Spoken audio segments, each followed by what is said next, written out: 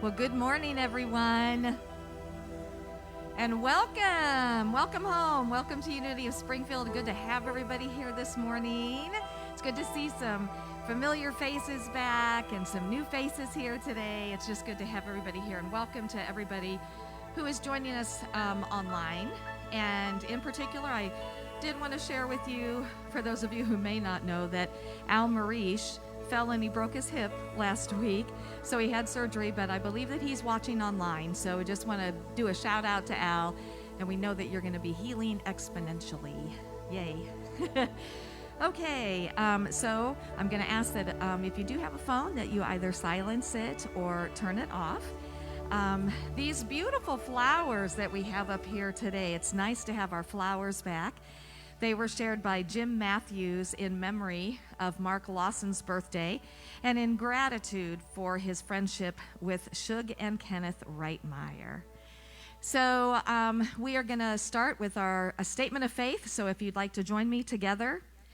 There is only one presence and one power in the universe and in my life, God the good, omnipotent. And now Carrie and John are going to sing a song by Ricky Byers Beckwith called How Can I Serve?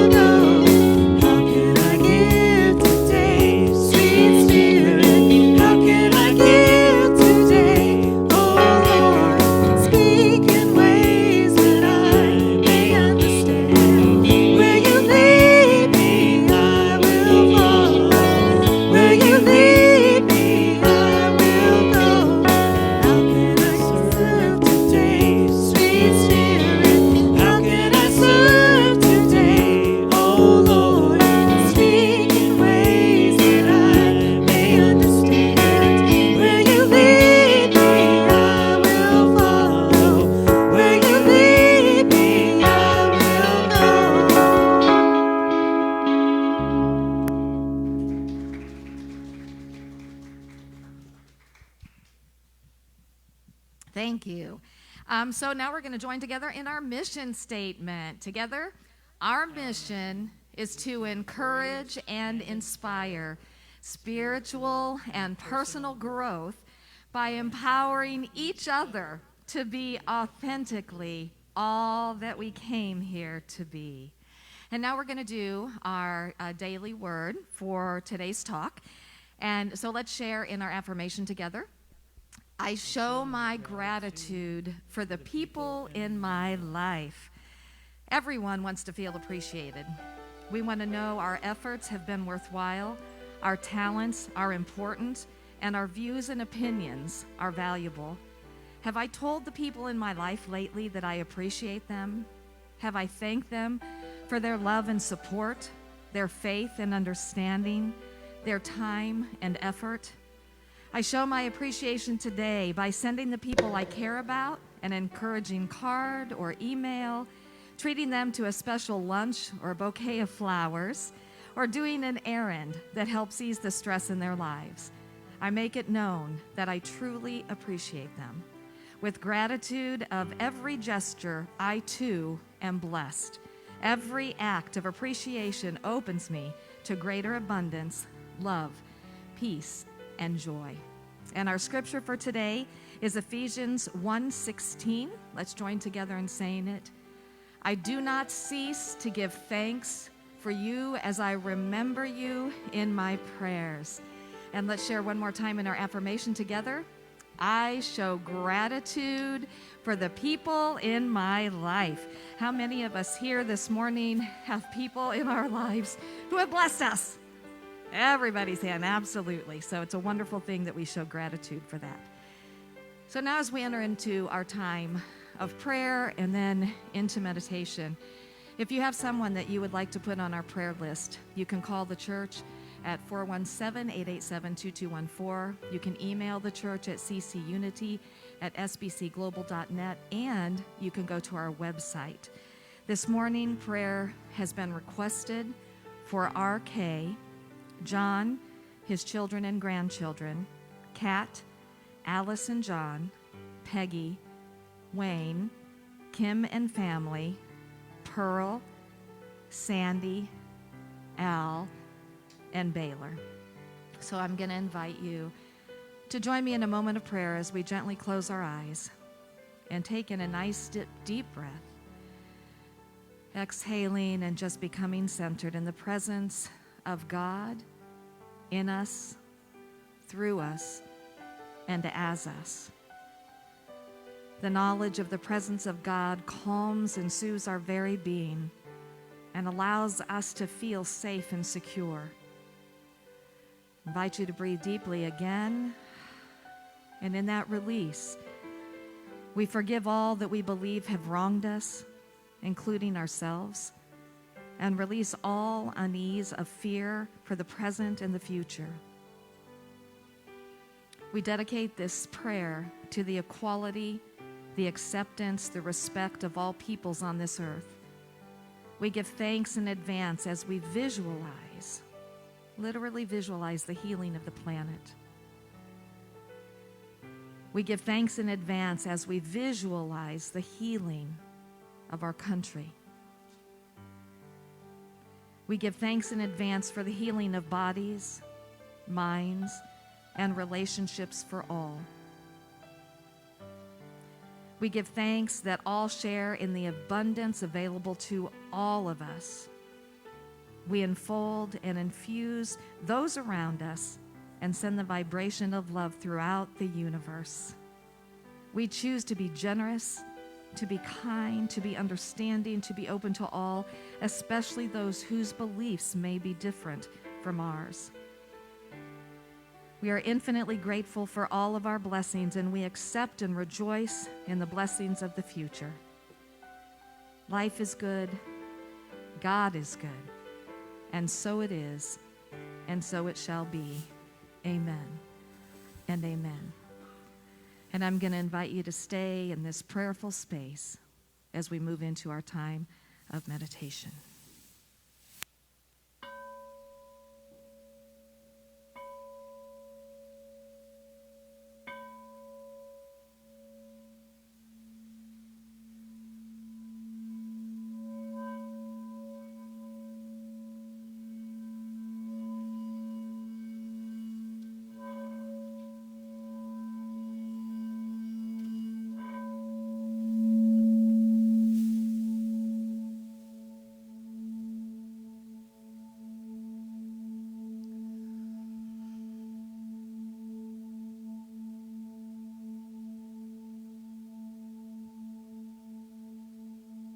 The tones of the prayer bowl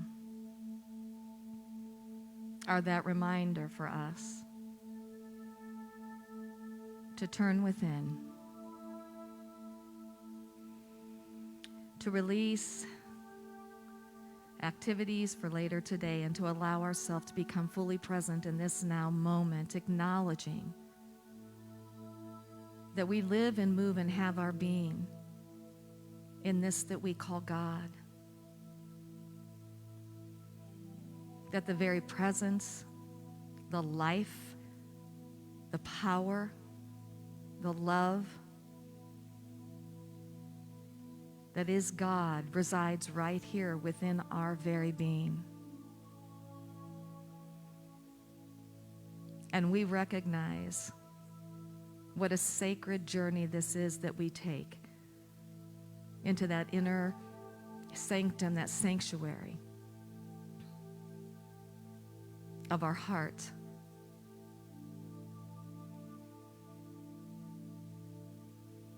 We open ourselves up in this moment to feel the presence of God, to remember who we are, to remember that we have come forth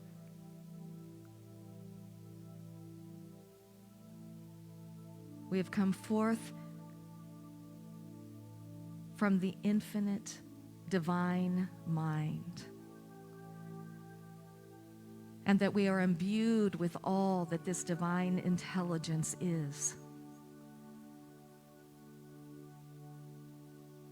And we remember that this divine mind, God, is love. And that love loves for the sake of loving. It is not concerned with who or what it loves, nor is it concerned with the return of love, because its joy is simply in the shining forth of its nature. The love that God is gives continuously, gives generously, never withholds. And we are that. That is our true nature. So in these moments, we open our hearts up. We open our minds up to how we ourselves, individually and then collectively, can be better stewards of this love all around us. We open ourselves up to be the bearer of love in our personal relationships, in our relationships with coworkers, in our relationships with our neighbors, with our friends, and ultimately in our relationship with every single person on this planet. No matter how different they may believe, no matter how different they may look, no matter how different they are, we remember in these moments that we are one.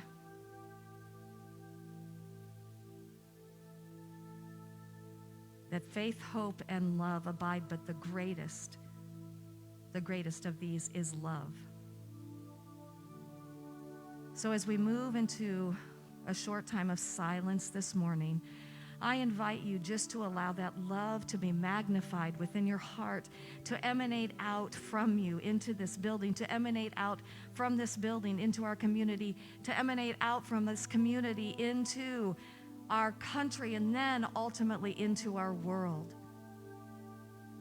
And to open yourself up to how you can better serve love every day in the silence.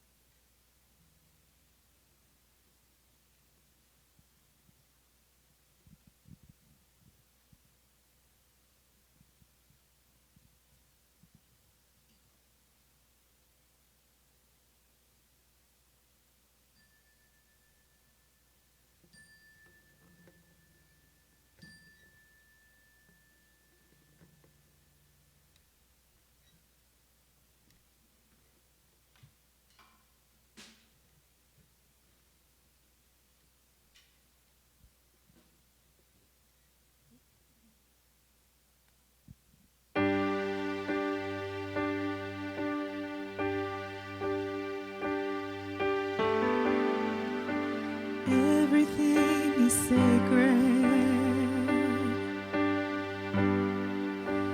Everything is filled with the divine.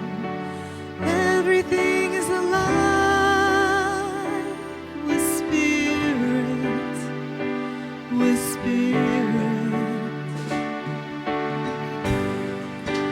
Everything is a wonder, unfolding right before our eyes. Everything is alive with spirit, with spirit. Everything is a blessing, bursting from the earth and sky. Everything is alive with spirit, with spirit. Everyone is sacred. Everyone is filled with the divine. Everyone is alive with spirit, with spirit.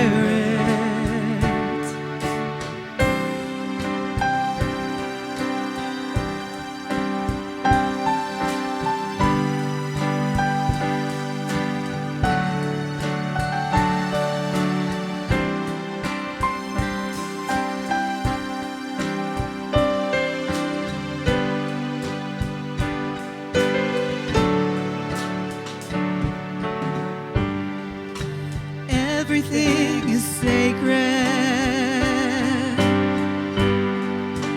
Everything is filled with the divine. Everything is alive with spirit, with spirit. Everything is a wonder,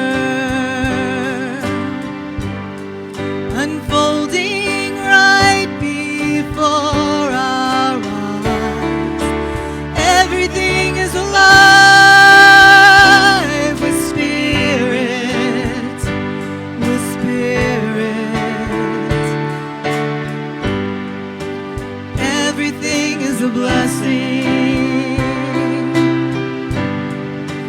bursting from the earth and sky. Everything is alive with spirit, with spirit. Everyone is sacred. Everyone is filled with the divine. Everyone is alive with spirit, with spirit. We are alive with spirit, with spirit. We are alive with spirit, with spirit. We are alive with spirit, with spirit. We are alive. We are alive with spirit.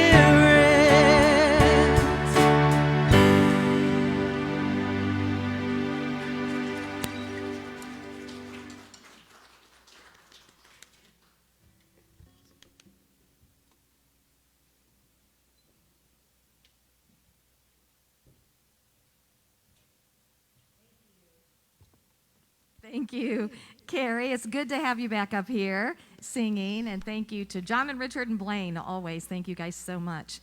So, did you know that Thanksgiving is the only holiday where we eat the mascot? What do you call a turkey the day after Thanksgiving? Lucky. Okay. Bear with me. So why do turkeys eat so little? Because they're always stuffed. If April showers bring May flowers, what do May flowers bring? Pilgrims, right. So why do pilgrims' pants always fall down? Because their belt buckles are on their hats. You know, I know you guys probably want me to stop telling these corny Thanksgiving jokes, but I can't quit cold turkey.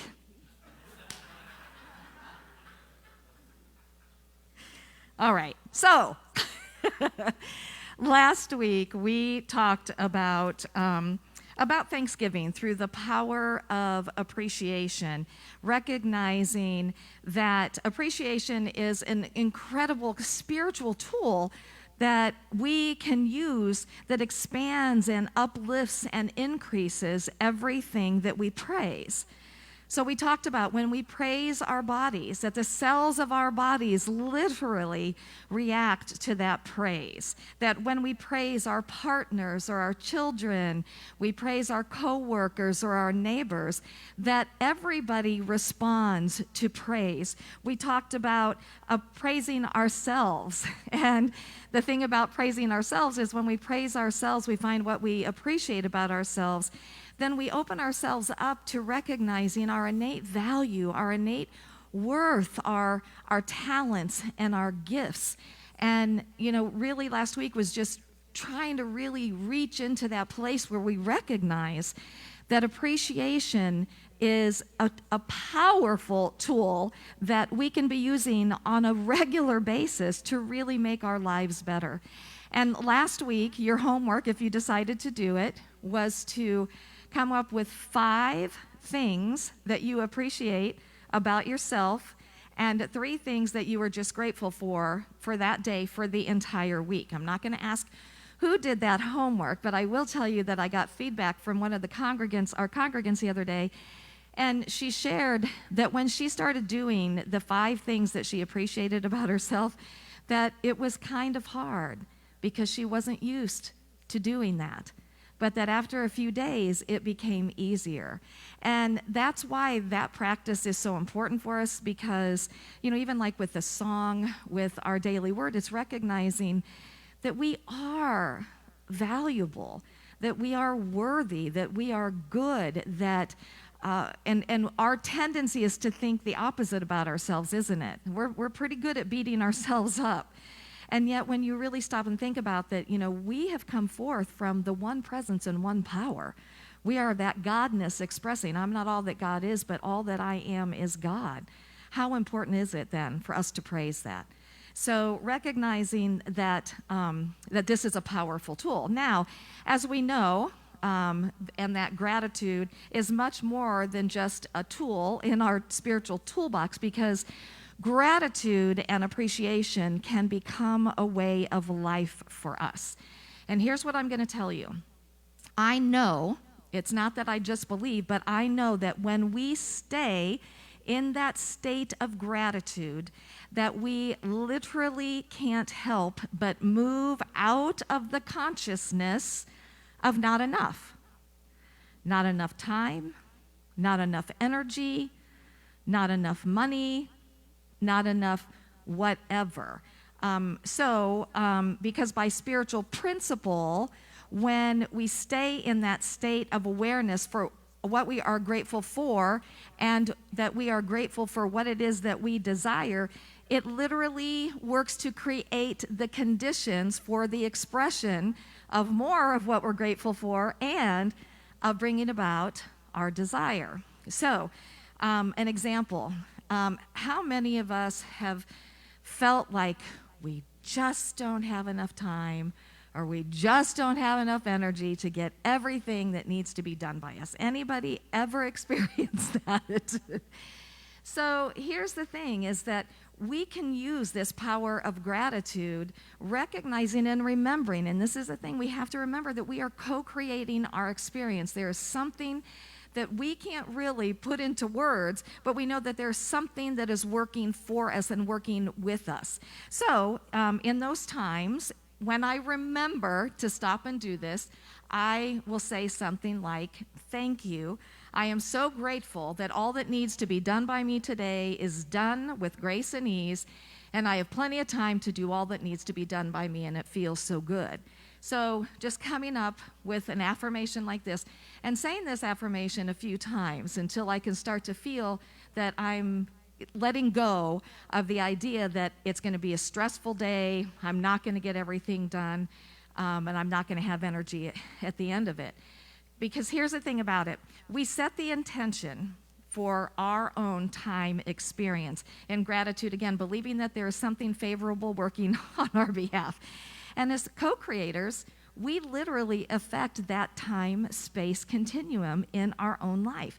And I can tell you that I know for myself, and I think I have to believe that you have experienced this too, there have been times when I felt like it was like a quantum time experience where I got so much done and I even had time left over and I still had energy at the end of doing everything that I needed to do.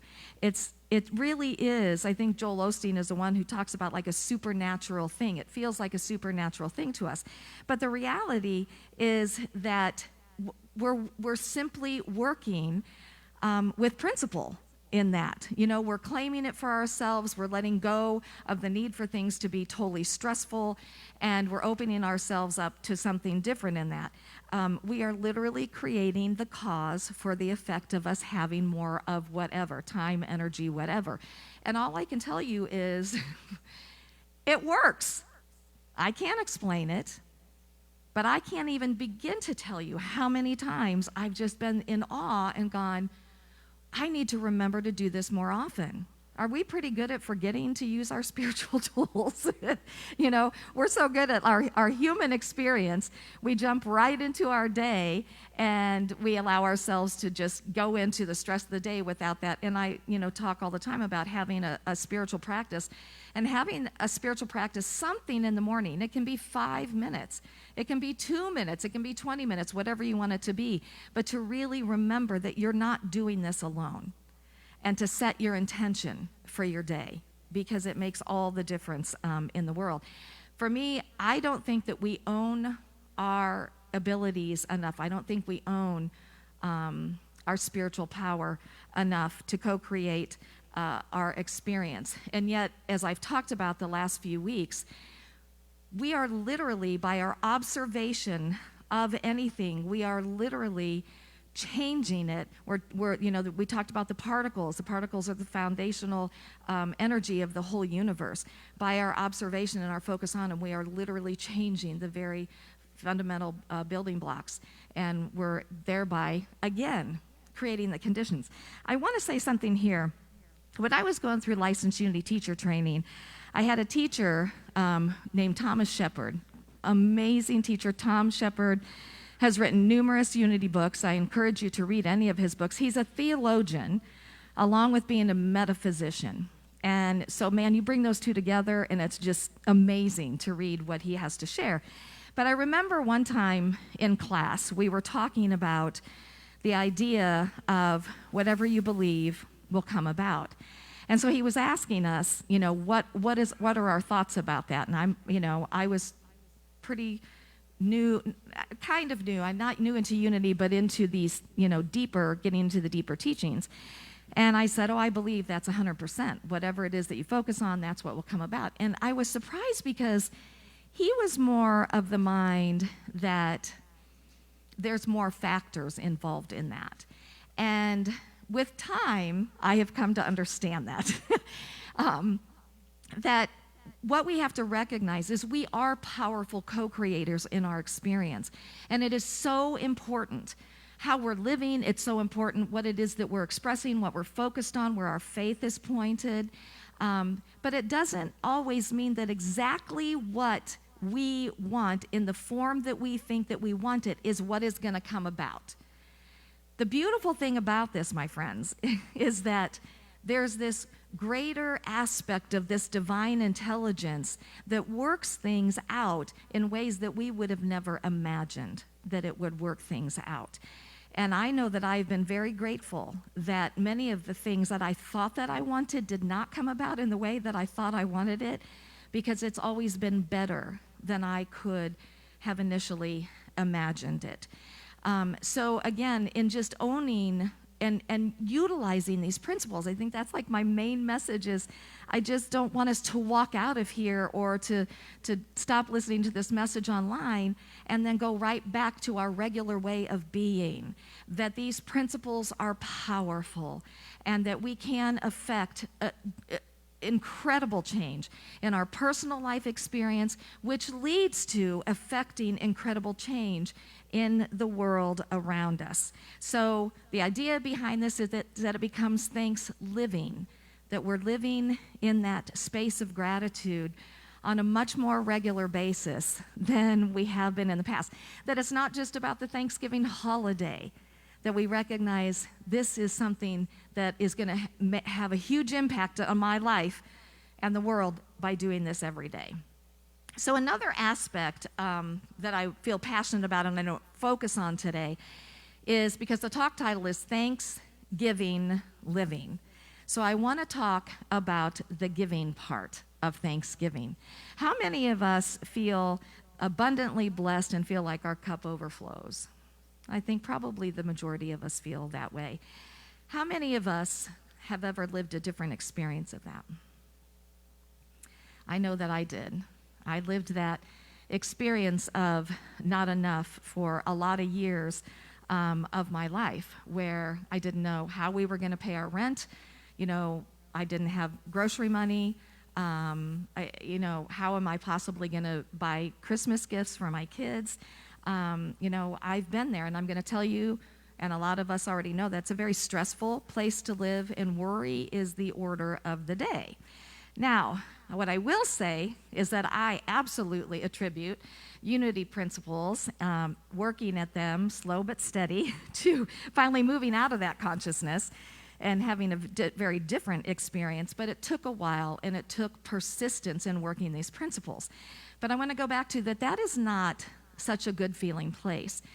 And when we were in that place, I got to tell you that when a family member just gave us a $20 bill, or my dad would come and visit and he would fill up my gas tank, or somebody would give us a gift card to the grocery store, that made all the difference in the world in our experience.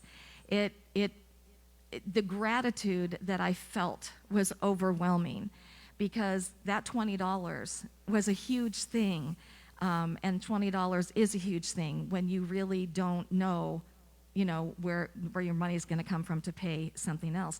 So the idea here is that we have that opportunity every day to give, and I'm not talking about just giving money, but to give to make a difference in people's lives. So I want to share with you an excerpt from a talk that our co-founder Charles Fillmore did on a talk on Thanksgiving, November 29th, 1925.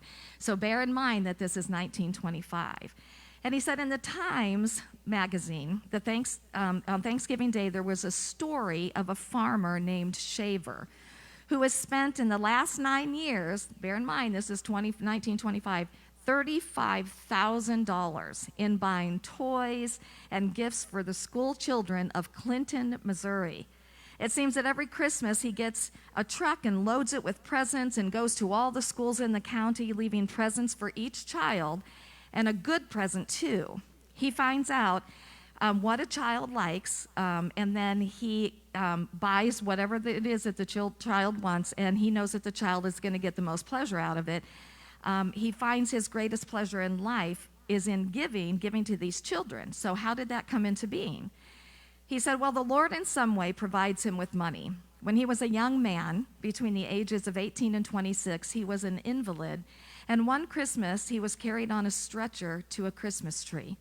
He lay and he watched the children get presents off the tree. Some got toys, and they were glad and joyous. Some got practical things, and they didn't seem to be so glad. They looked sour. How many of us, when we got clothing when we were kids, and it's like you throw, let's see that with my grandkids. Oh, yeah. Some did not get anything at all. And he made up his mind right then that if he could get his health, he would devote his whole life to making children happy. Inside of 2 weeks, he was a well man. He went right to work and carried out that idea. What made that man well? Why, the glad idea of giving. And, I've shared in the past the story of, I think her name was Kami. Anyway, she had been diagnosed with MS, and she decided to and she wrote a book called The 29 Days of Giving. And it was just a powerful book and a powerful energy of how when she got outside of herself, that she began to heal and she began to feel better. So helping others is not only good for them, but I went to the internet to find out, well, what are the benefits for us that go beyond just that we feel good about doing it. Giving connects us to others. It helps us to get connected with our community as a whole, and it's not all about money, and I want to make sure we understand that. It's not all about money, because we can give of our time and our talent, our ideas, and our energy. And here's what I want us to remember, is that it doesn't matter why somebody got to the place where they are. It doesn't matter what they're doing today that is keeping them in that place. What matters, my friends, is that every person is our brother and our sister. Every person is a fellow human being. And if a fellow human being is struggling and we have something that we can do to help them, my thing is to always, let's give towards whatever we can do to help them. So some of the benefits, helping others can help you live longer. It can help you live longer because it actually helps to lower your blood pressure. So here's the thing about that, is that when we are in the act of getting outside of ourselves, that everything in our body reacts to that. Literally, these good feeling things that we're doing create these wonderful chemicals in our body that uplift us and help us to feel better. And here's the thing about it, that as I sat last night and I was really thinking about this, I thought, why aren't we doing this all the time? Because we literally can create happy drugs in our body that make us feel better simply, again, by getting outside of ourselves and giving and helping, reaching out to somebody else. Again, everyone is our brother and our sister. And our great metaphysician and master teacher, Jesus, he talked about that so much, that we are here to be here for each other. And he was all about the generosity of our heart, the generosity of our soul. Again, that's imbued in us. God is love. 1 John 4:8, God is love. And Charles Fillmore's definition, love loves for the sake of loving. It's not concerned with who or what it loves, nor is it concerned with a return. I don't even care if somebody says thank you, because that's not what it's about. Because it is in the joy of the shining forth of our nature to do that. And I really believe that when Jesus went out and he was calling forth his disciples, that there was a deep purpose to why he would say, just come with me, bring whatever you have and leave everything else. Because he knew that if they could let go of all of their worldly possessions, they were truly ready to deepen spiritually, to open their hearts. There wouldn't be anything that would be holding them. And it's interesting because, as human beings, we tend to hold on to things. Do you think? Yeah, I mean, I look around and I think, man, I've gone through and I've gotten rid of so much stuff, but there's so much more stuff there. Or we get freaked out about, I'm not going to have the money. If I give this money, I'm not going to have the money. And we have to go back to principle, back to principle on that again and again. Altruism is contagious. And how many times have you seen something on the internet, on TV, where maybe, I remember one where there was this young man who walked to work every day, and it was miles back and forth to work. He never complained. And that the people where he worked got together and they bought him a car. And they showed, delivering this car. And his incredible surprise and joy. And when we see those kinds of things, it makes us feel good, right? And we want to be a part of that. We want to be a part of making that difference in somebody's life. Helping others makes us happy. Helping others may help with chronic pain. And I'm going to tell you, this is 100% true. I've shared that my body deals with fibromyalgia. I'm doing great now. But there was a period of time, about a year and a half, that I was in pain every single day. It was horrible. But when I would get up here to talk, because I got outside of myself, I never felt the pain. And I didn't even realize that until I sat back down. And I wasn't thinking, all of a sudden I would feel the pain. And then I would think, oh my gosh, I didn't feel the pain for that 25 minutes that I was up there. When we get outside of ourselves, we're so focused on something else that it really does help with chronic pain. It promotes positive behavior in teens. This is something that I'd like to have our teens get more involved is after COVID is over, getting out into the community. And it gives us a sense of purpose and satisfaction. So I want to share with you some stories, 3 stories, just to give you an idea of different ways that people give. So there was a woman who said that a few years ago, I was circling the block to find a parking space so I could get a cup of coffee. And a woman walking by flagged me down and said she would go in and get me the coffee if I gave her my order. While she was inside, a spot opened up and I was waiting by my car when she exited. So I thanked her when she came out and went to hand her the money. She said the coffee was on her. She went on to explain that she had metastatic cancer, and with the time that she had left, she wanted to do as many good deeds as possible. I shared with her that I was a cancer survivor, and the 2 of us, complete strangers, shared a hug and some tears. She asked me to pay it forward as often as possible, and ever since that day, I make sure to do random acts of kindness for others as often as I can. A man said he was in a restaurant in downtown Chicago in the mid-'60s. I was sitting across from a table of 10 or 12 soldiers. When they headed to pay their bill, they were told that a guest had already paid and wanted to be anonymous. The soldiers looked around the restaurant, searching for the benefactor, and said, "Whoever you are, thank you." They were the ones who deserved the thanks. I've never forgotten that moment of grace. It made me aware of the impact of acts of kindness with no need for recognition. And this is a more current something that could be done today. There's a woman, a North Carolina woman, who's making the most out of her time at home by helping her elderly neighbors. She works at Duke University and is currently working from home, and she uses her hour-long lunch breaks to make grocery runs for the seniors in her community. The idea came about during a conversation with her 91-year-old grandfather, whose trip to the grocery store raised some concerns for her. This prompted her to post flyers in her neighborhood, letting her neighbors know that she was available to grocery shop for those who are at risk and immunocompromised. She said, if you're able to decrease, even by a little bit, the number of patients that have to seek care because they've been exposed to something, it's good for the community as a whole. So here are some ways that we can get outside of ourselves and give of ourselves. Offer kindness proactively.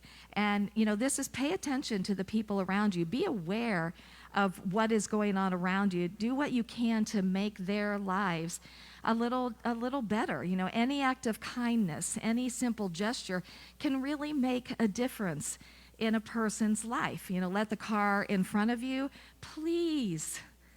Let cars in front of you. I drive in this city and I'm just let the cars in. It's like, no, you can't, not your turn. Let somebody in front of you in line, call a friend to let them know that you care. Take a meal or something to somebody who's maybe dealing with COVID right now and leave it on their front porch. And I want to say something about our homeless people, people who are on the corners. I was talking to Paul about this the other night, and I said, these people, they live on the streets.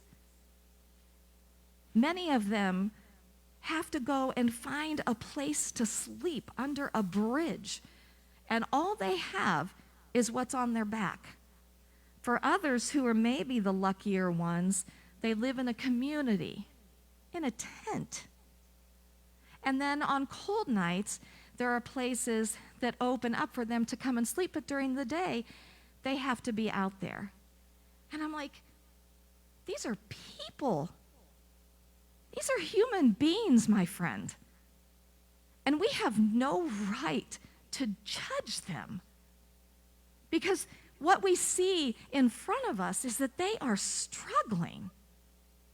And so, if you can, be that person that keeps $2 in an envelope or $5 in an envelope and hand it to them.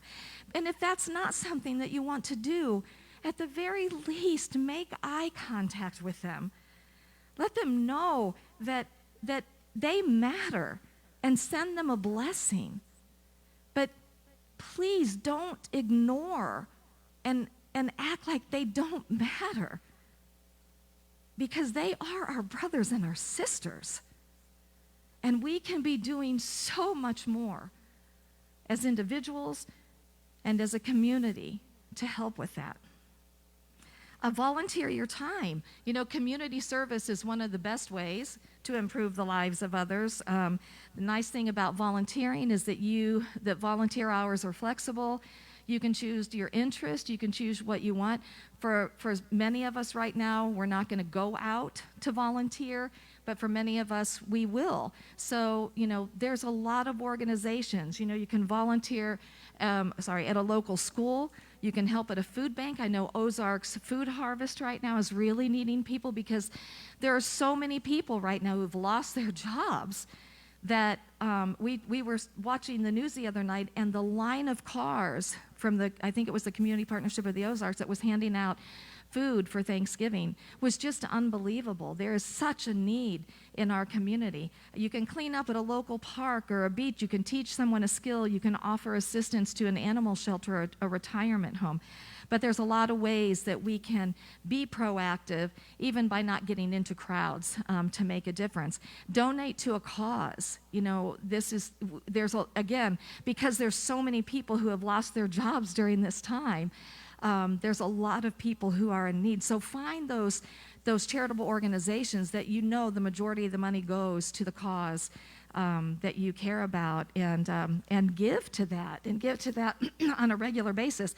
And you know, maybe for Christmas or for your birthday, you could instead say, hey, I don't need anything. I'd much prefer that you donate to this particular cause or to an organization that somebody else cares about. Donate unused items. This is a big thing. As we go into the new year, it's a great time to be, you know, going through our things. Again, how many of us feel like we have more than we need? Yep.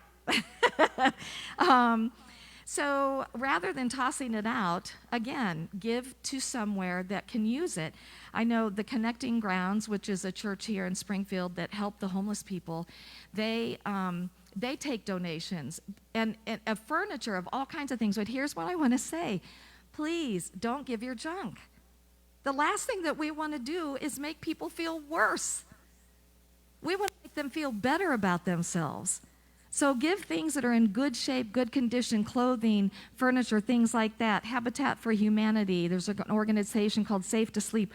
Harmony House. These are all places. Blankets, gloves, whatever, sleeping bags, whatever you can donate. And then say thank you. Say thank you to every person who plays a part in your life. Tell them why. Tell them why. We talked about this last week, appreciating people, but send people a note. There's nothing like getting a handwritten note from somebody that says thank you, I appreciate you because, and also praise somebody in public. Praise somebody in front of your family, because that's something that lasts. I know one year I sat down and I wrote letters of appreciation to my kids, to my son-in-law, and to my grandkids. And I really took some time with this, and I gave that to him. And I know it probably kind of made him feel a little weird because I really kind of went into detail about everything. But that's something that they're never going to forget, and that they'll hopefully have kept. I need to ask them about that. Okay, so we have an opportunity to give. We're going to have many more opportunities, but right now what we are doing is we are going to be filling 10 stockings for the memory care unit of Fremont Senior Living Center. And so in these 10 stockings, they're pretty basic things. Word search, pens, lotions, chapstick, batteries, stamps, note cards, notepads, Kleenex packets, fun socks, crossword books, and sugar-free candy. If you would like to either purchase some of these things or donate money towards these things, all of these items are listed on our Facebook page at Unity of Springfield. And you can bring them here to the church. If you watch online, you can bring it, I think it was between 10 and 10:30 on Sunday, right, Lisa? But for those of you who are coming to church, just bring them to church. And this is really a small thing that we're doing. If you know of something that we could collectively come together and donate to, please let us know, because we're wanting those projects. We're wanting, as a spiritual community, to get outside of these walls and to really reach out and to love and to bless our brothers and our sisters in our community. So bottom line, you guys, is Thanksgiving, gratitude, appreciation. Get those tools out every day. Use those tools every single day of your life, because they will absolutely change your life. Use them on other people, because they will uplift and increase and expand other people. And get outside of yourself. We are all a part of something so much greater. And what an honor that we're awake enough to recognize that. And not only awake enough to recognize that, but awake enough to do something about it. So I hope that each and every one of you has a blessed Thanksgiving. I know it's different this year for many of us, but you know what? Our sweet Papa Harry always used to say to me, "This too shall pass." This shall pass, and we all want to just get through it healthy on the other side of it. And next year, we can come together in the way that we did before. So I say to you, namaste. Namaste.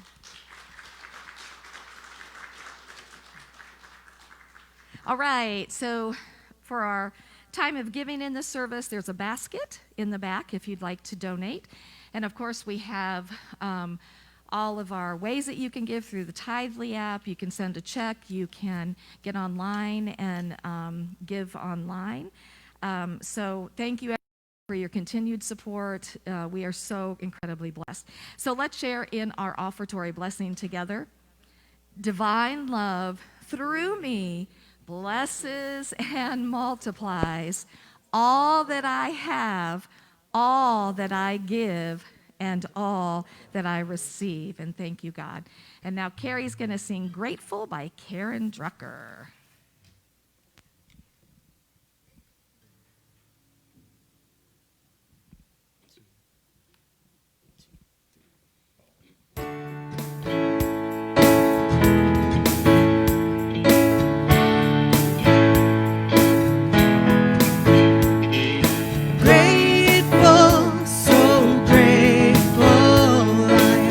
Grateful for all the love that I have.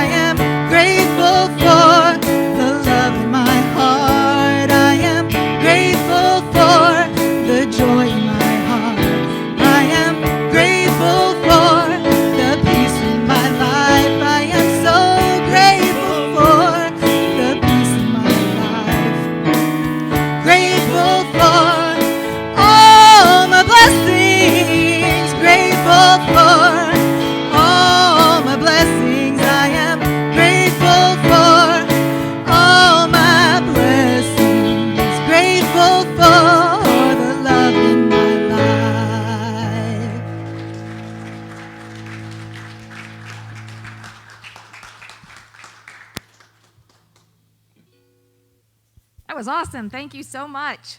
Yay. All right, some announcements for us. The Junior Sunday School Uniteens and the Youth of Unity are meeting at 11 a.m. in the Youth Wing. Don't forget to register to attend. Thank you guys for registering to attend. And for those of you online, go to unityofspringfield.org, and it makes it really easy to register from there. Or you can go to our Facebook page. Next week's New Thought World Religion class on Facebook is at 9:15. Go to our Unity of Springfield page. Again, I encourage you to go listen because you're going to be so blessed by it. James Masters is going to be talking on the attitudes of being. And then on Thanksgiving Day, we're going to do a Zoom gathering at 11 a.m. This information will be on Unity of Springfield Facebook page. If you don't use Zoom, just do zoom.us. And then you'll join a meeting and you'll put the information in that's on our Facebook page. Really, this is just our opportunity to connect as a spiritual community that day. Wanted to let you know that Steve Miller, who was our teen director, has stepped down as the teen director. And we thank Steve for all of his amazing years of service. He really loved our teens so much and was so dedicated to them. So the teen director position is open. So if there's anybody who might be interested in that, if you would send a letter of intent to the church and let us know, or just contact the church and let us know, we would appreciate that. We'll be taking those letters of intent through Sunday, December 6th. We also are going to have 3 board positions open. 3 of our board members, 2 of them have served their time. Simone Hyde and Mary Hilsebeck Huber have served a lot of time on the board. Lovingly, we just appreciate you so much for all of the years of service that you two have given. They've both been president of the board at various times, and really they deserve a break. And then John Merrifield had filled in a position that was vacated. So if you're interested in possibly serving on our board, you have to have been an active member for a minimum of a year. And there are board applications out in the foyer. And we're excited because we love our board, and we're excited for the new energy that will come with that. Okay, so we are now going to share in our prayer for protection together. The light of God surrounds us. The love of God enfolds us. The power of God protects us. And the presence of God watches over us. Wherever we are, God is, and all is well. So, now we're going to get up and move our bodies, get outside of ourselves to Dale Worley's song, I'm Alive with the Spirit of God.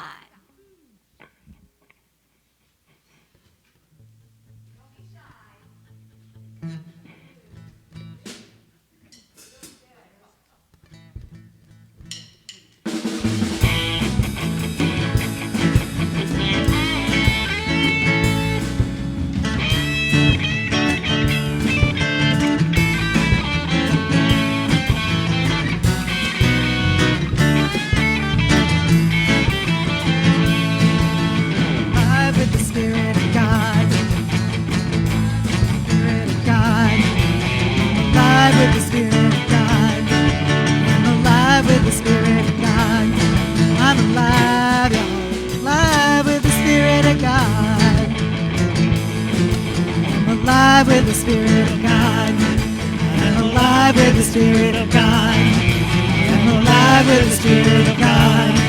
I'm alive with the Spirit of God. I am alive with the Spirit of God.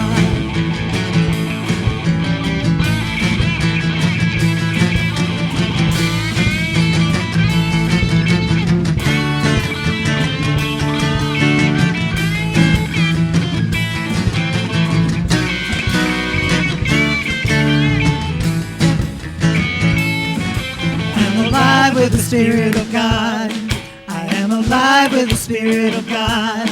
I am alive with the Spirit of God. I am alive with the Spirit of God. I am alive, you're alive with the Spirit of God.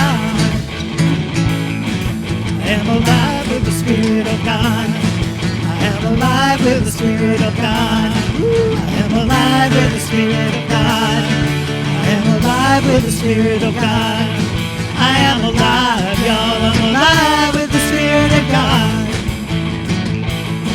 I am alive, y'all. I'm alive with the Spirit of God.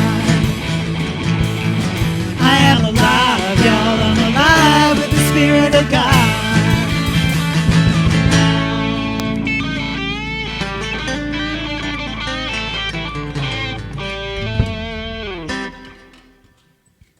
All right.